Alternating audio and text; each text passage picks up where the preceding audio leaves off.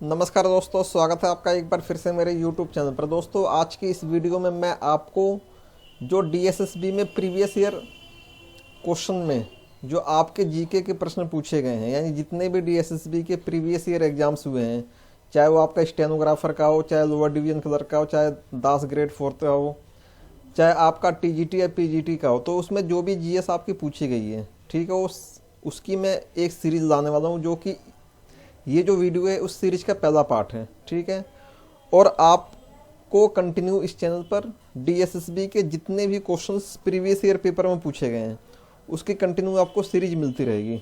ठीक है, एक वीडियो में मैं 40 क्वेश्चन कवर करूँगा, क्योंकि एक क्वेश्चन पेपर में 40 क्वेश्चन होते हैं जीके या जीएस के। ठीक है, जो आपका ये क्वेश्चन रहेगा ये इंग्लिश और हिंदी दोनों में रहेगा। ठीक है, 4 ऑप्शन है, उसका डायरेक्ट मैं आपको आंसर बताऊंगा।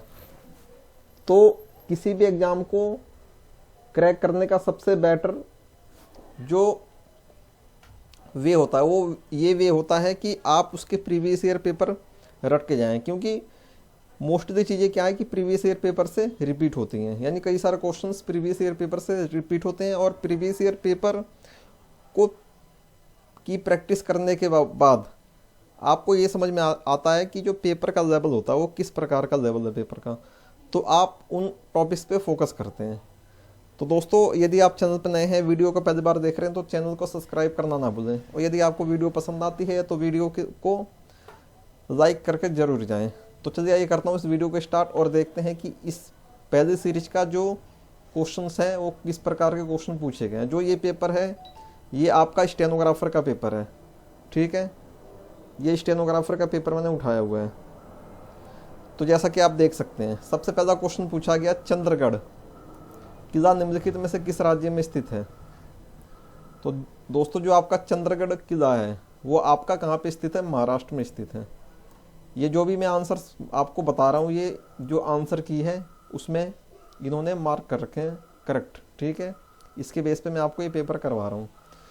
नेक्स्ट क्वेश्चन जो पूछा गया वो पूछा गया, शोभना नारायण निम्नलिखित में से कौन से नृत्य कला के लिए जनप्रिय है। तो दोस्तों, जो आपका शोभना नारायण है वो आपका कथक के लिए जनप्रिय है। ठीक है, इसका नेक्स्ट क्वेश्चन जो पूछा गया था वो पूछा गया था, मेहरानगढ़ किले की स्थापना किस वर्ष की गई थी। तो दोस्तों, जो आपका मेहरानगढ़ जो किला है ये आपका कहाँ पे स्थित है? ये सबसे पहले तो ये राजस्थान में स्थित है। ठीक है, और इसकी जो स्थापना की गई थी दोस्तों, ये आपकी की गई थी 1459 में इसकी स्थापना की गई थी। ठीक है, जो ये पेपर है आपका ये 12th लेवल का पेपर है। ठीक है, इसका नेक्स्ट क्वेश्चन जो पूछा गया वो पूछा गया, निम्नलिखित में से कौन सा गोयान मिट्टी का वाद्य यंत्र है। तो जो घुमोट होता है ना, घुमोट, ये आपका गोयान मिट्टी का वाद्य यंत्र है। नेक्स्ट क्वेश्चन जो हमसे पूछा गया वो पूछा गया है, निम्नलिखित में से किस राज्य में बिहुला त्यौहार बहुत लोकप्रिय है। तो जो आपका बिहार है, बिहार स्टेट में जो बिहुला त्यौहार है ये बहुत ही ज़्यादा लोकप्रिय है। जो भी बिहार के कैंडिडेट देख रहे होंगे उनको पता होगा। चलते हैं नेक्स्ट क्वेश्चन की ओर। नेक्स्ट पूछा गया, किस वर्ष के पूर्व तक भारत जनांकीय संक्रमण के प्रथम सोपान में था। तो इसका करेक्ट आंसर है दोस्तों 1921। साथ के साथ आप ये भी देखते हैं कि जो पेपर का लेवल है वो कैसा है। ठीक है, इसका नेक्स्ट क्वेश्चन पूछा गया है, द्वितीय पंचवर्षीय योजना की अवधि क्या थी। तो जो आपकी द्वितीय पंचवर्षीय योजना थी दोस्तों, इसकी अवधि 1956 से लेकर 1961 तक की थी। ठीक है, 5 पंचवर्षीय योजनाएं थी।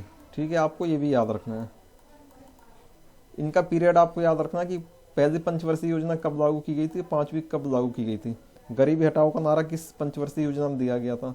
तो दिया गया था आपका तीसरी पंचवर्षीय योजना में। तो ये भी आपको याद रखना है। नेक्स्ट क्वेश्चन पूछा गया, निम्नलिखित में से किस समिति की सिफारिशों के कारण नाबार्ड का गठन किया गया।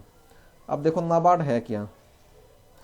जो आपका नाबार्ड है दोस्तों ये एक ग्रामीण विकास बैंक है। ठीक है, और किस समिति यानी किस समिति ने सिफारिश करी थी जिसके कारण कि नाबार्ड का गठन या स्थापना की गई।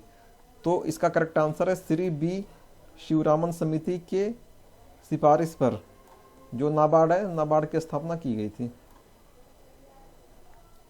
नेक्स्ट पूछा गया, शिक्षा क्षेत्र के लिए केंद्रीय बजट 2020-21 में कितने धन आवंटन की घोषणा की गई है। तो ये की गई थी आपकी 99,300 करोड़ रुपए की जो है घोषणा की गई थी इसमें। इसके बाद पूछा गया 2024 तक उड़ान योजना के अंतर्गत कितने और हवाई अड्डे तैयार किए जाएंगे। ये जितने ये दोनों क्वेश्चन जो है ना, ये आपके करंट अफेयर से रिलेटेड है, तो करंट अफेयर पे भी आपको फोकस ज़्यादा करना है। तो 2024 तक दोस्तों उड़ान योजना के अंतर्गत 100 हवाई अड्डे तैयार किए जाएंगे। ठीक है, उड़ान एक योजना है इसके तहत। ठीक है, नेक्स्ट क्वेश्चन है निम्नलिखित में से कौन से तत्वों में संयोजकता 0 है। तो हीलियम एक ऐसा तत्व होता है जिसमें संयोजकता जो होती है वो 0 होती है। इसके बाद पूछा गया है निम्नलिखित में से चाक में क्या उपस्थित है। तो जो चौक होती है इससे ब्लैक बोर्ड पर लिखते हैं, उसमें कैल्शियम कार्बोनेट उपस्थित होता है, यानी ऑप्शन नंबर 2 है आपका करेक्ट आंसर। इसके बाद पूछा गया है निम्नलिखित में से किस खाद्य पदार्थ में प्रति इकाई द्रव्यमान में प्रोटीन की सबसे अधिक प्रतिशतता है। यानी कहने का मतलब ये कि सबसे ज़्यादा जो प्रोटीन पाया जाता है वो किस में पाया जाता है। तो ये आपका पाया जाता है मांस में। नेक्स्ट पूछा गया निम्नलिखित में से कौन सा जीव वर्गीकरण एनाबिना से संबंधित है। तो ये आपका जो मोनेरा वर्ग है ये आपका एनाबिना से संबंधित है। इसके बाद पूछा गया पौधों की जड़ों द्वारा जल का अवशोषण निम्नलिखित में से किसका उदाहरण है। यानी पौधे की जो जड़ें होती है वो जल को अवशोषित करती है, यानी जल को सोखती हैं जमीन से या मिट्टी से, तो वो उसको क्या कहते हैं। तो उस प्रक्रिया को कहते हैं प्रासरण। ये आपको याद रखना है। ठीक है, इसका नेक्स्ट पूछा गया जनगणना 2011 प्रति वर्ग किलोमीटर में के अनुसार भारत का जनसंख्या घनत्व कितना है। यानी कहने का मतलब ये है कि जनगणना 2011 जब हुई थी तो उसके अनुसार जो भारत का जनसंख्या घनत्व है वो कितना है। तो ये है आपका 382। ठीक है, इसका नेक्स्ट क्वेश्चन है निम्नलिखित में से किस नदी की लंबाई सबसे अधिक है। तो दोस्तों इसका करेक्ट आंसर आपका गोदावरी, यानी गोदावरी नदी की लंबाई सबसे अधिक है। इसके बाद पूछा गया भारत को कितने वनस्पति क्षेत्रों में बांटा जा सकता है। तो भारत को 8 वनस्पति क्षेत्रों में बांटा जा सकता है, चौथा आंसर है इसका करेक्ट आंसर। इसका नेक्स्ट पूछा गया हमसे निम्नलिखित में से किसे शीतकालीन मानसून के रूप में जाना जाता है। तो जो शीतकालीन मानसून होता है उसको पूर्वोत्तर मानसून के नाम से जाना जाता है। नेक्स्ट क्वेश्चन पूछा गया है भारतीय राष्ट्रीय कांग्रेस के किस वर्ष के सत्र में वंदे मातरम पहली बार गाया गया था। तो ये 1896 में भारतीय राष्ट्रीय कांग्रेस का जो सत्र हुआ था इसमें वंदे मातरम पहली बार गाया गया था। ठीक है, अभी आपको दिख रहा होगा जनरल अवेयरनेस 2, यानी जो इसके जो पार्ट होते हैं, यानी इसमें जो क्वेश्चन डिवाइड किए जाते हैं वो 2 पार्ट में किए जाते हैं। जैसे कि जनरल अवेयरनेस पार्ट 1 में 20 क्वेश्चन और पार्ट 2 में 20 क्वेश्चन, इन टोटल आपके 40 क्वेश्चन होते हैं। लगभग इनके जितने भी एग्जाम्स होते हैं मोस्टली एग्जाम का जो शेड्यूल है वो यही होता है। इसका नेक्स्ट क्वेश्चन है निम्नलिखित में से किस शहर में संगम की सभाएं आयोजित की गई थी। तो मदुरई में संगम की जो सभाएं थी ये आयोजित की गई थी। इसके बाद पूछा गया है मंगल वाक्य निम्नलिखित में से किस भाषा में लिखे गए थे। तो जो आपके मंगल वाक्य थे ये एक तरह की साहित्य वगैरह है। ठीक है, ये आपका बंगाली भाषा में लिखे गए थे। इसके बाद पूछा गया नेक्स्ट क्वेश्चन तैमूर ने दिल्ली पर किस वर्ष कब्जा किया था। तो तैमूर ने दिल्ली पर कब्जा किया था 1398 ईस्वी में। इसके बाद है पद्म पुरस्कारों की घोषणा निम्नलिखित में से किस दिन की जाती है। तो इसकी घोषणा की जाती है गणतंत्र दिवस की पूर्व संध्या में।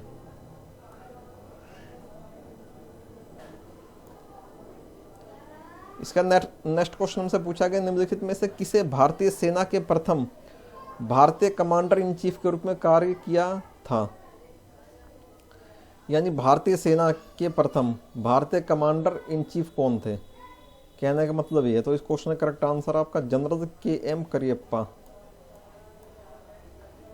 इसका नेक्स्ट पूछा गया the God of small things पुस्तक के लेखक कौन है। तो इसका करेक्ट आंसर आपका अरुणधति रॉय। ये जो क्वेश्चन है ना, ये क्वेश्चन बहुत सारे एग्जाम्स में SSC में भी कई बार आ चुका है। The God of small things पुस्तक के लेखक कौन है। तो कौन है, अरुणधति रॉय। इसका नेक्स्ट पूछा कि ट्विटर के सीईओ कौन है। तो ट्विटर के उस टाइम में जो सीईओ थे वो थे आपके जैक डॉर्सी। इसके बाद पूछा गया फोर्ब्स द्वारा नवीनतम विश्व अरबपतियों की सूची में मुकेश अंबानी के रैंक क्या है। यानी जितने भी पूरे विश्व में अरबपति हैं उसमें मुकेश अंबानी की क्या रैंक है, यानी कौन सा नंबर है। तो 17वां रैंक है।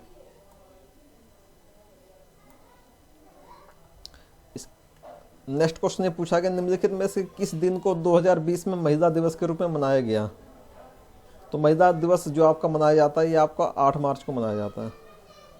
ठीक है, ये 2020 आपको केवल कन्फ्यूजन करने के लिए दिया गया है। जो आपका महिला दिवस होता है दोस्तों ये आपका 8 मार्च को ही मनाया जाता है हर वर्ष। चलते हैं नेक्स्ट क्वेश्चन की ओर। नेक्स्ट पूछा गया निम्नलिखित में से कौन सा राज्य सामुदायिक रसोइयों को जियो टैग करने वाला प्रथम राज्य बन गया है। तो इस राज्य का नाम है उत्तर प्रदेश। एक जीआई टैग दिया था, जियो टैग। ठीक है, इसके बाद पूछा गया क्रू डेमो 2 मिशन से निम्नलिखित में से कौन सी अंतरिक्ष एजेंसी जुड़ी है। तो जो आपका क्रू डेमो 2 मिशन है इससे जो एजेंसी जुड़ी है नासा और स्पेस एक्स, यानी ये इसका करेक्ट आंसर है। इसके बाद पूछा गया निम्नलिखित में से किस राज्य सरकार ने कोविड-19 से लड़ने के लिए मूल्यांकन करो ना ऐप लॉन्च किया था। ठीक है, तो ये ऐप लॉन्च करी थी दिल्ली ने। इसके बाद पूछा गया निम्नलिखित में से भारतीय संविधान का कौन सा अनुच्छेद संसद की प्रत्येक सभा को अपनी प्रक्रिया और अपने कार्य संचालन को विनियमित करने के नियम बनाने की शक्ति प्रदान करता है। तो यह है आपका अनुच्छेद 118। इसके बाद पूछा गया फजल अली आयोग की नियुक्ति किस वर्ष की गई थी। तो जो आपका फजल अली आयोग है इसकी नियुक्ति की गई थी 1953 में। इसके बाद पूछा गया निम्नलिखित में से किस देश में जनहित याचिका की अवधारणा उत्पन्न हुई थी। यानी कौन सा ऐसा देश है जहां पे जनहित याचिका की अवधारणा यानी जनहित याचिका को सबसे पहले उत्पन्न हुई थी, यानी सबसे पहले वहां विचार आया था, वहां स्टार्ट की गई थी। तो ये आपका यूएस से यानी संयुक्त राज्य अमेरिका में सबसे पहले जनहित याचिका की शुरुआत हुई थी। इसके बाद पूछा गया निम्नलिखित में से कौन सा संविधान संशोधन अधिनियम द्वारा सर्वोच्च न्यायालय और उच्च न्यायालय में न्यायाधीशों की नियुक्ति के लिए कार्यरत कॉलेजियम सिस्टम को एक नए राष्ट्रीय न्यायिक आयुक्ति आयोग से प्रतिस्थापित किया गया है। तो आपका है 99वां संविधान संशोधन। इसके बाद पूछा गया निम्नलिखित में से किस टीम ने प्रो कबड्डी लीग 2019 जीता। तो ये भी करंट अफेयर्स आपका क्वेश्चन है, तो इसका करेक्ट आंसर है बेंगल वॉरियर्स। इसके बाद पूछा गया प्रकाश अमृतराज का संबंध निम्नलिखित में से किस खेल से था। तो इसका करेक्ट आंसर है आपका टेनिस से। इसके बाद पूछा गया विजडन एल्मनैक के 2020 संस्करण द्वारा vision 5 cricketers of the year में निम्नलिखित में से कौन शामिल नहीं है। तो कौन शामिल नहीं है इसमें, रोहित शर्मा। ठीक है, आपको इस पे ध्यान देना कौन शामिल नहीं है, जो ये वर्ड नहीं वाला। इसके बाद पूछा गया निम्नलिखित में से कौन सी टीम के लिए पहले खेलते हैं। तो इसका करेक्ट आंसर आपका ब्राजील। ठीक है, ये क्रिकेट ये आपका ये प्लेयर है पहले। इसका करेक्ट आंसर आपका ब्राजील। तो दोस्तों इस सीरीज में यानी इस वीडियो में मैंने आपको 40 क्वेश्चन करा दे जो कि आपके एग्जाम्स के लिए मोस्ट इंपॉर्टेंट है। आपको कंटिन्यू ऐसी सीरीज चाहिए तो वीडियो को ज़्यादा से ज़्यादा लाइक करें और ज़्यादा से ज़्यादा कमेंट करें। तो दोस्तों इस वीडियो को यहीं तक रखता हूँ, मिलते हैं नेक्स्ट वीडियो में, तब तक के लिए जय हिंद जय भारत।